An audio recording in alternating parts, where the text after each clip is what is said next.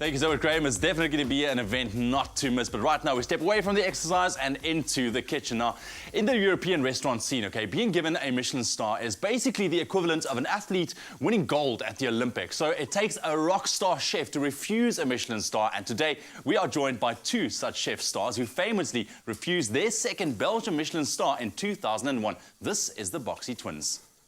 Fine food lovers. This is probably the best description for Stefan and Christoph Boxy. Back in the 90s, the Boxy brothers established fine dining in Ghent, Belgium, and like many chefs at the time, were proud to be awarded Michelin stars. As their food journey evolved, so too did their food dream. Much to the culinary world's surprise, the brothers left the world of a la carte cuisine to start up the Boxy Fine Food Store, a food catering concept with healthy, surprising takeaway gastronomy. In 2015, the Boxy brothers became social media famous as Twitter timelines exploded with their participation in the Belgian reality show Main Pop-Up Restaurant. The brothers served as anonymous reviewers on the show, but have since lost that anonymity. It did, however, open up a new door in television. They now star in their own show outside the Boxy, where the brothers enjoy great adventure and are given a new culinary challenge each week that pushes them outside of their comfort zone and has them delving deep into their love of food.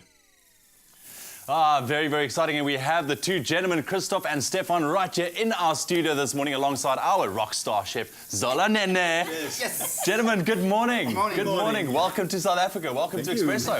Thank you. Lovely to have you guys, man. How's your stay been so far? We just arrived, so we still don't know. So we are excited to... We've still got a lot to teach them. Yes, and we are just... Not a lot. Happy Listen, well, we lovely to... It's so great to have you guys in South Africa and exploring and giving you a taste of our food culture as well. I'm sure Zola is also going to be taking good care of you as well. But listen, let's talk about this. You guys refuse a Michelin star. What on earth? Like, how do you do that? Just refuse it.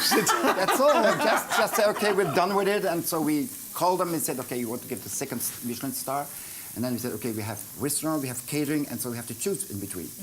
And at that time, it was impossible to have a catering business and the restaurant business at the same time. Now it's possible, but at that time, 20 years ago, 30 years ago, it was impossible. So we just decided to make the choice. And so one day we said, okay, we go for catering. Okay. So then they said, okay, we'll very happy with this choice and the decision, because it's not easy, but it's quite different, and it's a new challenge as well. So that's the reason why we refuse it, and so poof, we give it back everything, the points in Goemio, the Michelin stars, everything away, and we did whatever we want to do, to be free. Yes, our own thing. I love that. But you're in South Africa to film an episode of your show, of course. But before that, we're going to spoil you with a local South African kind of dish. Are you guys familiar with a potjie? We know almost what it is, but like it's similar as a stew. It's comfort food, kind of comfort food. It's a stew pot that we traditionally make on the braai.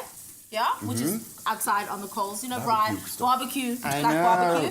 But we're doing it indoors today just for the controlled environment. So it's named potjie after the pot that you cook it in. It's usually like a tri-pot, you know, with 3 legs. Yes. But because we're cooking on the stove, we're going to use a normal cast iron pot, okay? So we're making a lamb neck potjie. And with potjie, you need to make sure that your meat is...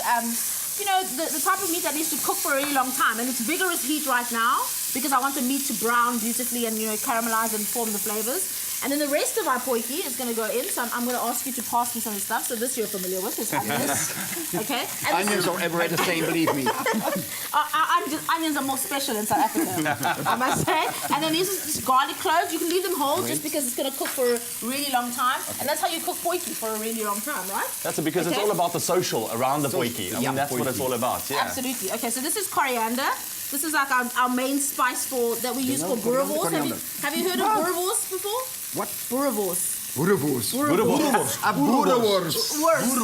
Okay. We'll take it. Please speak English. Wurst. And then this is cumin seeds and some chili flakes, okay? All going in whole to flavor. Yeah, all those things. It's a lot of things, but don't worry, it mellows when you cook, okay? And then tomato paste, a bit of thyme, a bit of rosemary, which you're all familiar with as well. So pop that all in. Okay, so then the secret to good potjie is at some stage, which is coming up now, you stop stirring. You can never stir a potjie after this stage, okay? So the spoon goes away. You're gonna add some stock. You can use chicken stock, beef stock, lamb stock, whatever stock you like, okay?